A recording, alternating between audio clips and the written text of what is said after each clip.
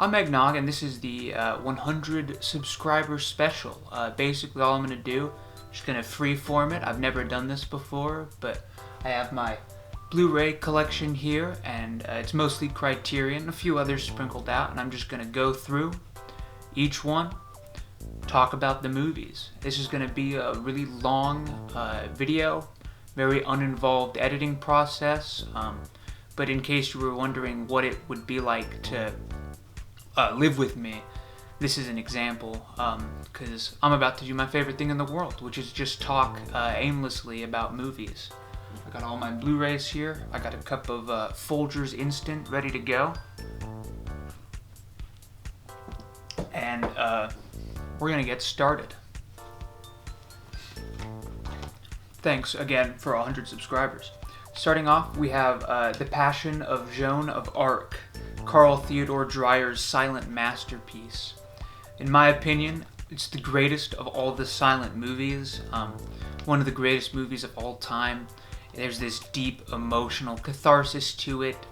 The use of sort of image and editing and shapes is really compelling, because essentially this film is just like a bunch of close-ups, but it has such an emotional weight to it, and it's really fascinating. It's kind of the thesis for a whole book. Paul Schrader's Transcendental Style in Film is essentially just a really, really long essay about why this movie is so good and why it affects us the way it does. But yeah, classic. Check it out. Next up, we got Henry George Clouzot's The Wages of Fear. Maybe the perfect thriller.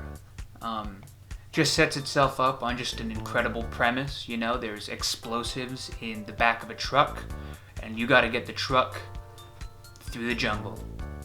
It's simple, but it's super effective. The performances are great, and there's just this really like textile grime to the whole film that you don't get a lot in films of this era. This is 1953, and it feels very ahead of its time in that way. There's a lot of on-location shooting, and people talk a lot about like this compared to Sorcerer, and we'll get to Sorcerer later. I do own it. I prefer Sorcerer, but only by this much. I think they're both excellent movies.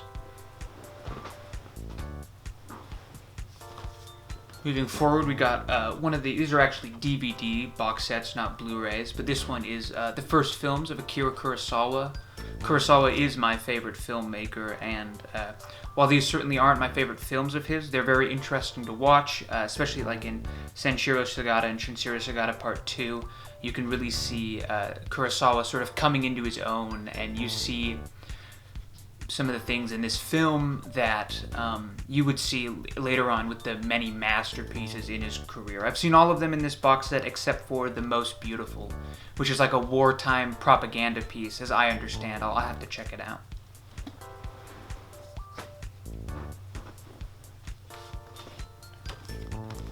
Next up, another DVD box set. This one is of late Ozu. I had a video essay talking about Ozu. He's a filmmaker who means a lot to me, and my favorite films are from his late era where he was using color, and I think the color adds a lot to his very distinct, geometric framing, and this is just a collection of films that use that color. I haven't seen all of them. This has Early Spring, Tokyo Twilight, Equinox Flower, Late Autumn, and the End of Summer. I've seen Equinox Flower, Late Autumn, and the End of Summer. All of them are great, especially the End of Summer. There's some incredible imagery in that one. It also has a really funny, like, I forget the actor's name, but the main actor in all the Ozu films, Ryu, shows up at the end in like an Avengers Endgame-esque cameo. It's really funny, like, given context. I think it goes over like a lot of like modern audiences, because you're not super familiar with like every Ozu film. But in context, it's kind of like a weird, hilarious choice. But late Ozu, great stuff. Like, all of his films are exactly the same, but if they're all great, that's not a problem. Next up, we have a more niche pick, Home for Christmas. I watched this very recently. It's a experimental sort of avant-garde, half home video, half documentary by a guy named Rick Hancock. all about a guy's trip home from, I believe, the University of Toronto, back to his childhood home, and back to the University of Toronto. It's very personal, but very emotionally light. Just a really great holiday aesthetic. You know, it's all about connecting with people, with strangers, with the person sitting to you next on the train, and very underseen. This is actually a Blu-ray from Black Zero, which is this really small independent Blu-ray label that makes and preserves Canadian experimental film, which is super cool. It's done by a guy named Stephen Broomer, who wrote a great book on the subject and also has a really good YouTube channel, Art and Trash, where he does video essays on experimental film, which I think his stuff is a very big inspiration to my work, especially some of my essays on more experimental films. But Home for Christmas, a little harder to find. Buy the Blu-ray. I don't think they're shipping to the US right now because of tariffs, but if they ever are again, buy the Blu-ray, check it out. It's a holiday classic as far as I'm concerned. Next up, Janus Films, subsidiary of Criterion, but Godland. This is an excellent film. I cannot pronounce the filmmaker's name to save the life of me. But this is really like a film out of time. It feels like something in the 70s, something in that European art house space. It's pulling heavily from like Tarkovsky and Bresson, and it just, when I was watching it, I was just like blown away. And my like Letterboxd review, I wrote about how like I didn't think a film like this could still exist, but sure enough, this is the proof that you can still make these sort of unreachable, slow cinema art house films in just like, I think this came out in 2023, and I won't talk too much more about it. I do want to do a full like video essay treatment scripted on this one, so look forward to that. Sleep Has Her House. Haven't seen it yet, but I'm excited to. I've just been waiting for that night. From what I understand, it's a very slow experimental film, and just waiting for the night where I'm ready to sit down and really digest that. You know, a cold winter night where it's pitch black outside and I can really just get into it. But Sleep Has Her House, Scott Barley. If it's good, maybe I'll do a video essay on it. Who knows?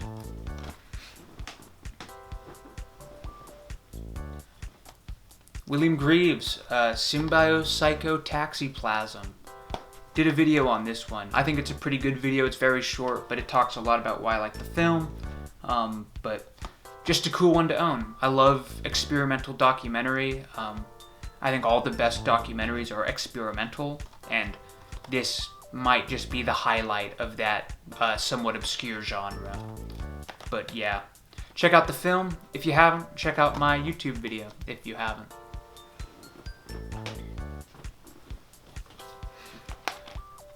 Stan Brakhage.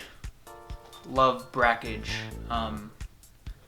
Just like images on screen, you know, painted celluloid. This is a collection of all of his works, I believe, which I've not seen all of them. There's a billion here, but stuff like Mothlight and Dog Star Man are just incredible movies if you're willing to like sit down with them. They're super abstract, what's the term? Just really like hard to watch. You have to really like be in the right space and the right mindset, but when you do, like, they're almost like transcendental, like they take you to another place. And I did a commentary on one of Brakhage's very early works, The Wonder Ring, which I still think is one of my all-time favorite short films ever. Just sort of a exploration of space and geography and architecture. But that's not really what Brakhage does. His stuff is much more abstract. Just a lot of like light and color filmmaking. But just such a bold artist. There's nothing else like his films. There never will be. Even at the time, like, he never really took off. This is very experimental stuff. But good old Criterion. Keeping Brakhage alive.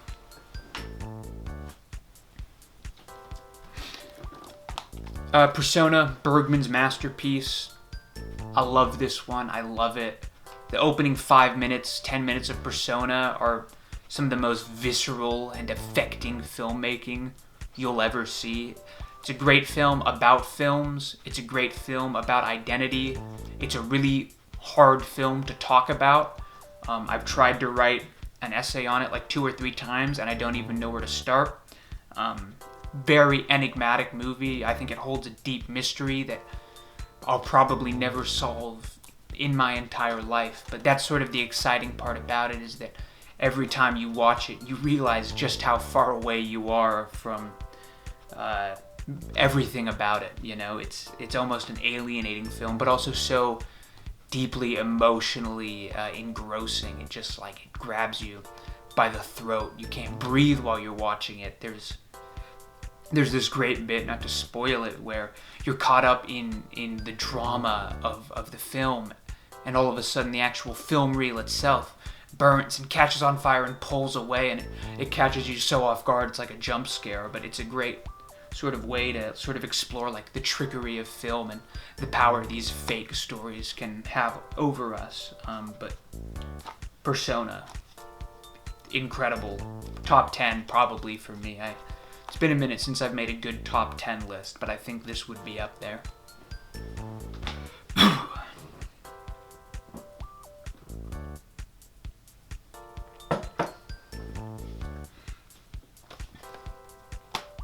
Inside Llewyn Davis, my favorite Coen film. This is also probably a top 5, definitely a top 10 for me. And I was thinking about it, like, last awards season there was that Bob Dylan movie with Timmy Chalamet that I haven't seen yet, but there's a lot of movies about Bob Dylan, and there's also a lot of people who wanted to be Bob Dylan and never were. And Llewyn Davis is, this is the story about the people who aren't Bob Dylan. It's about, you know, it's a movie about what happens when you think you can achieve greatness, and then maybe the universe tells you that you just can't. There are some heartbreaking sequences, one in particular where Llewyn Davis plays this song at this record label, and he really pulls like all of his emotion into it, and it's sort of this beautiful emotional climax to the film that the film up to this point has been like crescendoing towards. And then you really think like, oh, this is it. Llewyn Davis is about to, you know, like make it big, live his dream in the music industry. And then immediately it just cuts him down, and it's so brutal, and it's so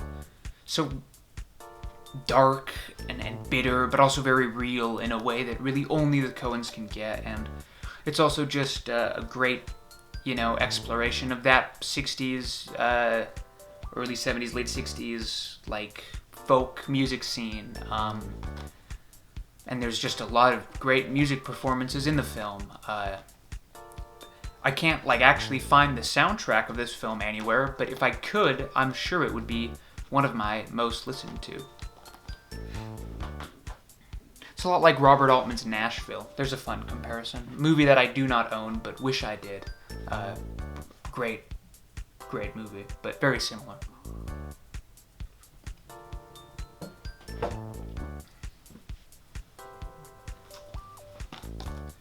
Tampopo. This is also probably a top 10 for me. It's this bright, really life-affirming movie about food and community, really about everything. There's this main story that's all about food and compassion, but you go to all these vignettes where you see all these characters, and there's all these ideas. My mind immediately goes to, right, there's this sequence of the film where, like, you know, you go from this super happy, funny, almost slapstick scene to an immediate cut where you're with this family, and the wife and the mother of the wife, the husband, and the mother of this family is dying, and she sort of cooks this meal as like a sort of a last act of love for her kids, and it's this very beautiful and sad and touching moment. And then immediately after that, the film cuts back into that bright slapstick tone. It's a master at balancing tone. So many incredible characters, so much fun genre play. It's really a movie about movies as much as it is a movie about food and ramen. And I think there's a video essay that comes with this Blu-ray that describes it really well, but it sort of talks about like how, right, there's a lot of good movies about making art, like Llewyn Davis we just talked about, great movie about making art. This is a movie to me that's all about sort of what it means to enjoy and partake in art that other people have made, and that's a perspective you don't see as much, but it's a really fun one, right? Because we're all movie audiences. That's all we do. That's all I do. I love to watch movies, and this is a movie that understands how fun it is to watch movies and also to eat food. Another thing that I absolutely love to do. But yeah, this is one of the great films, at least to me. There's just nothing else like this. You know, I finished this movie and I'm just happy to be alive. Moving on to a film that's exactly the opposite of that, Michael Haneke's The Piano Teacher. I've only seen this film once. It's one of the only films in this collection that I've only seen once. So I'm not super, I like to watch a movie 2 or 3 times before I really talk about it, but this movie, like, wrecked me. I remember when I finished it, I just had to go on a super long walk afterwards and just, like, process everything I had seen. Just, like, if there was ever a movie about sexual repression and trying to connect with people, but, like, how scary that is and what that actually means, this is it. But, like, huge trigger warning on all of it. This film doesn't go down easy. It is a tough watch. But also, like, you're watching a Michael Haneke film. Like, the guy did Funny Games, you know? We should be ready for that. But this film's incredible. Incredible. Probably, like, a big red flag to actually own it, but, like, I don't care. I like it for the right reasons, you know? It's a weird thing to say.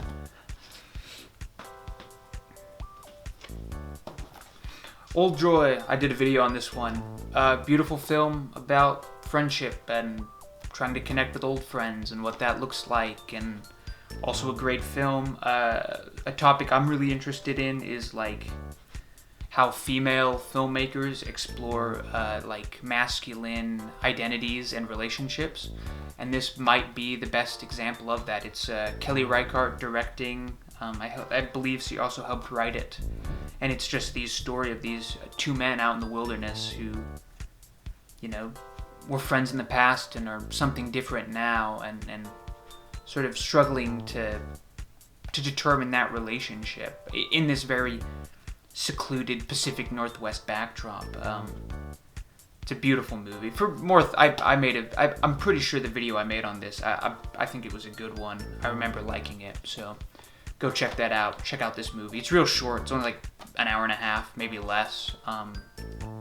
But it's like one of the most incredible cinematic experiences you can have.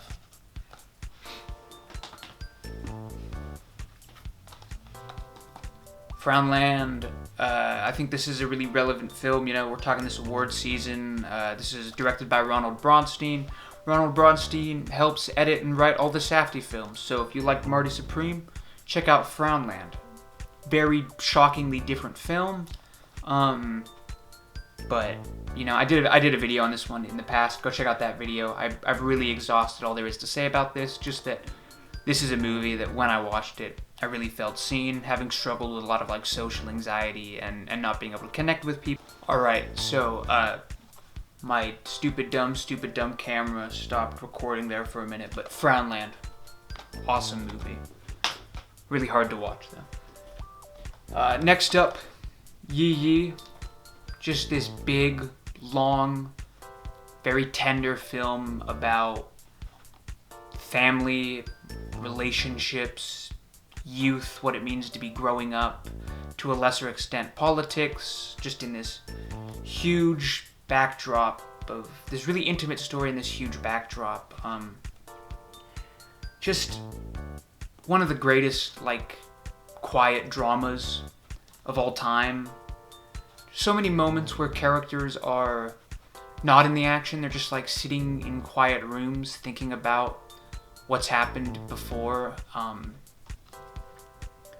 But yeah, Yi Yi, I had the, it's such a beautiful film too. I had the great pleasure of seeing it at my local movie theater lately, and it was like just one of the greatest experiences of my life. Not even like related to cinema, just like top 10 life moments is seeing Yi Yi on the big screen. It just like absorbs you. It's like a kind of like a warm hug, but at the same time, it's like, you know, it's a little scary, but like life's a little scary, and Yi understands that.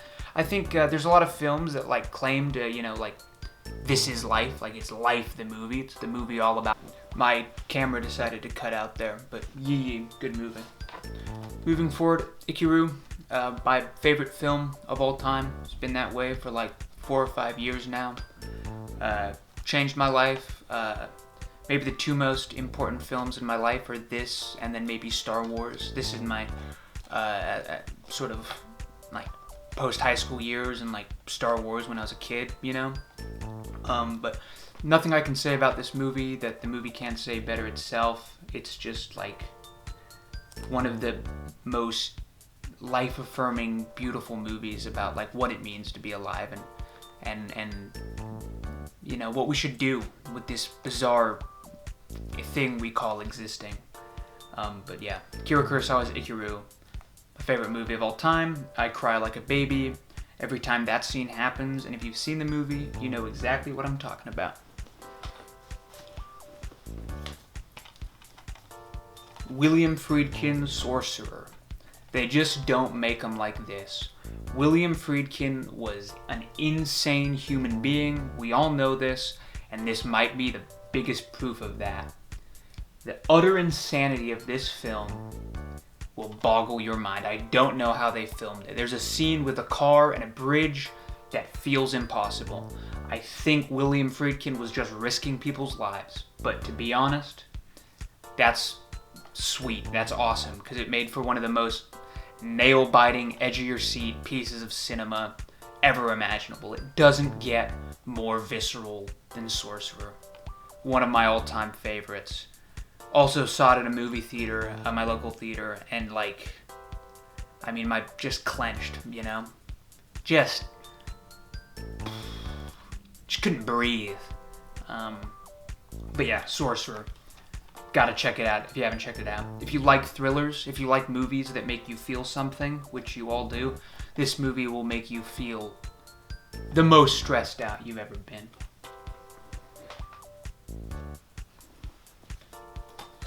Beau Travail. Beau Travail. Another one, Claire Denis. It's another one I was talking earlier with Old Joy about like male stories but female directors. This is another great example of that. Sort of this really like detached exploration of masculinity and masculine relationships, but just set to the most lyrical, poetic images you've ever seen. And the ending there, it just ends in this way that just knocks you off your feet. You know, I read this, there's this Letterboxd review that talks about how you don't know what's happening in the film until it's already happened, but like when the film ends, you're suddenly like, oh, I get it. I get the whole film. You know, it's another hard one to talk about for me. It's also been a minute since I've seen it, but I remember the first time I saw it, I was just breathtaking. And I'm very happy to own it. It's a beautiful film, and this is a great transfer.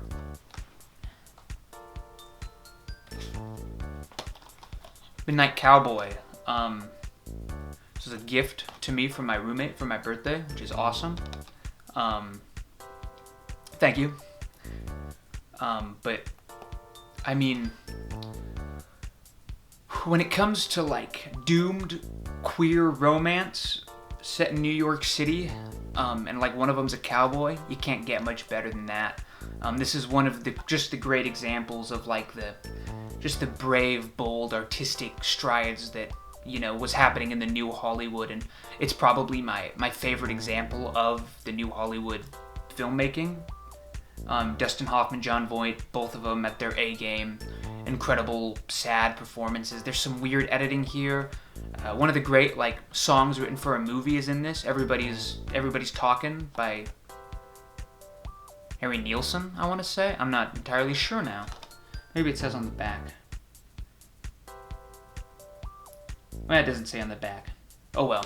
Great movie. Won the Oscar. X-rated. A lot of like fun production stuff with this, but at the end of the day, it's just a great movie about sort of like connection and what sort of like I described it one time when I was talking to someone. It's about like two lonely people who find themselves being lonely together and sort of the comfort that brings them. But yeah, John Schlesinger. I pronounced that wrong, but Midnight Cowboy. Check it out. If you like, what's that movie called? If you like Ang Lee's Brokeback Mountain, gotta check out Midnight Cowboy. 7 motherfucking samurai here. What do I need to say? It's the greatest movie ever made. It's Akira Kurosawa's magnum opus. I might prefer Ikiru more personally, but like this might be the greatest film ever made. It's 3.5 hours long. It feels like 2 minutes. Infinitely entertaining. It's as deep as the Mariana Trench. There's just so much here. I've seen it like 7 or 8 times, at least one time for every samurai, and you know I get so much out of it every time. It's the best genre film. It's the best film. There's no way around it. It's Seven Samurai. If you like movies, you gotta watch Seven Samurai. If you like movies, you like Seven Samurai. This is the movie of all movies, and you just gotta own it. If you have any self-respect at yourself for all, if you have any self-respect for yourself at all as a cinephile, you're gonna finish this video and you're gonna buy yourself a Blu-ray copy of Seven Samurai, or the 4K. I don't have a 4K player though, so I only have the Blu-ray. Whoop. A24 After Sun. Just like pure emotional catharsis. Just like the saddest movie, Paul Mescal ever. It's another one. It's Charlotte Wells directed. This is a male story, female director. Just something I find very compelling. There's a scene here in this movie that just destroys me. And I've never been able to listen to that song again, that Under Pressure by Queen. Every time that plays now, I just have to hold back tears because of this movie and how beautiful and sad and cathartic it is. But After Sun, my mom got this for me as a Christmas present, and I was gonna watch it with her, but we haven't had the chance yet. But I will. I think she'll like it a lot. Next up, a little bit embarrassing for me, we have Martin Scorsese's World Cinema Project. I've only seen one film in this whole box set, which is Tuki Buki, which is a great piece of like African cinema. I love Tuki Buki, just such like a rich authenticity to the images, even if it is like animal cruelty at points, but like, you know, what are you gonna do? But yeah, like Martin Scorsese got a bunch of movies that he wants you to watch. Of course I'm going to watch them. I love Martin Scorsese, and I love foreign cinema, so this is a match made in heaven. I just actually need to get around to watching the movies. But I will do that someday, and maybe, if I like them enough, I will talk about them in YouTube videos that you will watch, if you want to.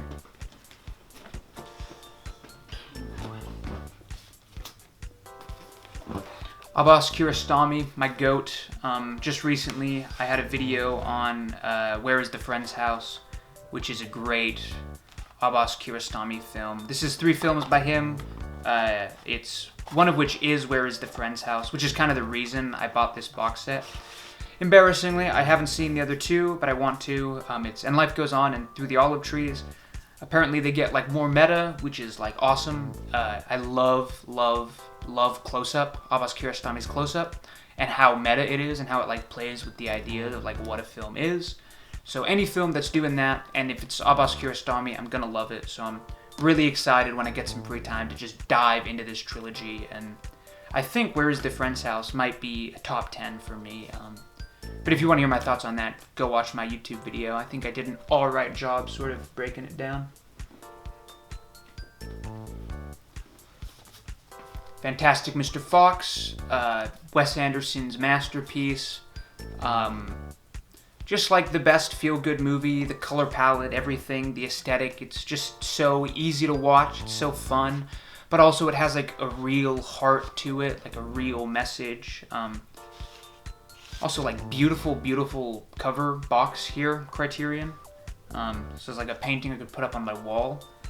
But yeah, fantastic Mr. Fox. I love it. I went on a date with someone to this movie, and they didn't like the movie very much, and it was really awkward. But that's their loss, because this is a masterpiece, a genuine masterpiece, and the perfect movie to watch like early fall, to really get into that fall spirit, you know. If you consider Tampopo a comedy, which I don't, then this is not my favorite comedy. But if you were to ask me what my favorite comedy is, I would tell you it's Stanley Kubrick's Dr. Strangelove, or How I Learned to Stop Worrying and Love the Bomb. Love this movie. Just love it. So funny, dark, twisted even, but really clever. One of the best scripts ever written. It's kind of a tradition of mine. I watched this on New Year's Eve, and I try to time the explosive climax to this film to the, when like 12 o'clock hits. I want like the nukes to go off. I haven't gotten it quite yet right, but maybe next year. I also just like this one. I think the packaging is really fun. They have like a little top secret manila folder. But yeah, Dr. Strangelove. Not my favorite Kubrick film. But it's the only Kubrick film I currently own. My favorite's probably Space Odyssey, which is a deeply unoriginal opinion, but Dr. Strangelove is probably the Kubrick film I've seen the most. It's just like infinitely rewatchable. For such like a dark film on such a dark topic, I just find it so easy and so entertaining to watch it. It's almost, to me, it's like a comfort film, you know? It's a feel-good film.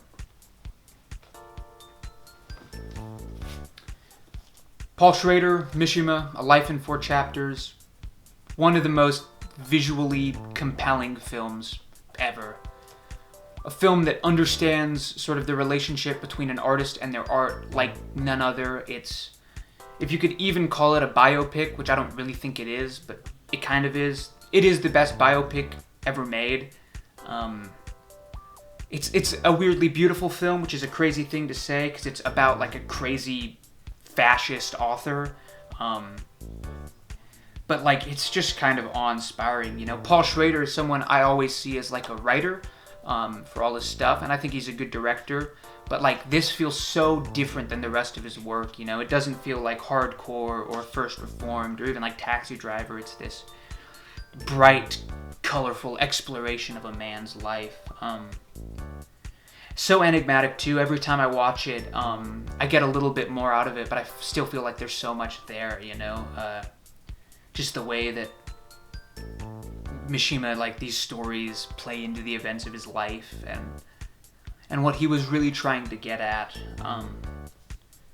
And maybe it is just like an exploration of like how fascists are crazy, but that's like still interesting to me, you know. Not that I'm a fascist. I hate fascists, but I do think when Paul Schrader makes a movie about a crazy Japanese fascist, not really fascist, I don't know what you'd call Mishima, but interesting for sure, and just like this movie.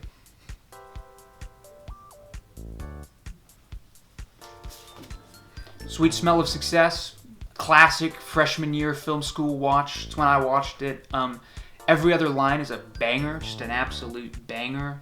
Such classics as "You're dead, son, go get yourself buried." I say that to people all the time, and nobody gets what I'm referencing, but I'm not going to stop saying it. I'd hate to take a bite out of you, you're a cookie full of arsenic. Just a great Burt Lancaster, Tony Curtis. Just like a really dark, satirical, sort of a really edgy like piece of like kind of classical, maybe a little late, but still like classical Hollywood filmmaking. It's 57. But like, if you like scripts, if you like when people talk to each other and the dialogue is fun to listen to, this is the movie. This is like, before, you know, Reservoir Dogs dialogue, there was The Sweet Smell of Success. And I'd argue, at least dialogue-wise, I think Reservoir Dogs is like one of my all-time favorites, but like, this might just be one of the tightest, most entertaining scripts ever written. I don't know who wrote it. I'm sure it says on the back here. Screenplay by Clifford Otis and Ernest Lemon. Those two guys were on fire in the writer's studio. I'm sure. I mean, they must have burned down the whole building. But yeah, Sweet Smell of Success. Love it. Big rewatch for me. It's like also just an hour and a half long, I don't know what to watch. I'm not interested in watching anything new. Throw on the Sweet Smell of Success and you're just in it, Just in it. Which is where I want to be. So weird. Tarkovsky's Mirror. I love Tarkovsky, even though I don't watch a lot of Tarkovsky. I've seen most of his films, but really only like once. I've seen Mirror twice, but he's a difficult director for me. I really have to be in the right headspace to watch his stuff. And especially Mirror, it's a little more abstract, personal than something like Stalker, but the imagery here is unparalleled. There's a scene, and if you've seen the movie, you know what I'm talking about, where there's just this gust of wind through a field. And I remember the first time I saw it,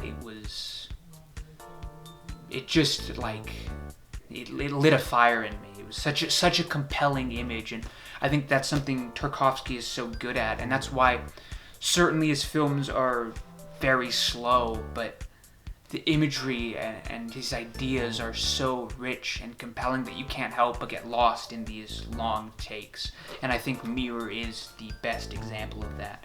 And also that wind moment just blew my mind the first time. Every time I say it blows my mind. It's like a top 5 film moment of all time for me.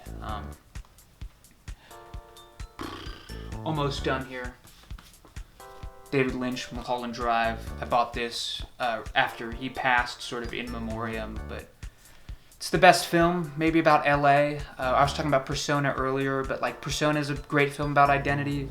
This is also a great film about identity, particularly like what identity means when you're an actress or an actor, and like performance versus your real self, and when you get lost like in those things. And it's also just a great exploration of like that like Harvey Weinstein era like darkness that existed in Hollywood that so many people were turning a blind eye to, that we certainly know more about now, but certainly stuff like that is still happening. And Mulholland Drive like understands what that darkness looks like. I think, there's the opening scene that doesn't really play into the rest of the movie, where the two guys walk behind the restaurant and get jump scared by this like demonic figure. And I think like that idea that something dark is lurking just behind this bright facade is really, really resonant in our contemporary societies. And David Lynch is a genius, and he's one of the greatest filmmakers of all time. And Club Silencio is maybe one of the greatest just movie scenes of all time. But Mulholland Drive, if you haven't seen it, you gotta see it. You can't call yourself a cinephile if you haven't. It's the best David Lynch movie, which is saying a lot. Yeah. Arguably, maybe the best and most important film of the 21st century. I don't really know what else you'd put up in that list. Maybe Yee Yee. Finish it off. Do the Right Thing. Spike Lee. This was the first Blu-ray I ever bought. It's great packaging. I mostly just bought it because I love the movie, but it's got this nice thick booklet that just, it's like a journal, like it's like a journal documenting Spike Lee's experience making the movie. But like, yeah, it's maybe the best exploration of racial tension in America. Spike Lee, one of the very in tune with, contemporary society and what ideas of like, race and community look like. Do the Right Thing too, such a free, like for a film with such like a dark sort of claustrophobic ending, it feels very free. It's got sort of an energy to it that you just don't get anywhere else. I think it is probably my favorite Spike Lee film. I think Malcolm X might be the more important one, but Do the Right Thing, it's another like freshman film school one that I just watched, and it just knocked my socks off, and I was like, oh, this is what a movie is supposed to be like. You know, it doesn't pull any punches. It's bold. It's brazen. It uses color. It uses, you know, it's dynamic. The camera's all over the place. Yeah. Banger. Do the right thing. Always do the right thing. Remember that. And that's my current collection, totally. It's always growing, you know, very slowly. I have a little money, but I don't have a ton. I work a lot and I still have no money, which is awesome and fun. And most of that money doesn't go to buying Blu-rays, but when it does, that's always a good day. Anyway, that's it. I've never done a freeform video before. If you watched this whole thing, comment down below and be like, was this cool? Was this not cool? Is this something I could do more? Is this something I should do less? But yeah, rock on. Thanks for like 100 subscribers. That's awesome. It's crazy to me that like 100 people thought that I was cool enough to like listen to. And, you know, stay safe. Keep watching movies. And until then, I've been Eggnog.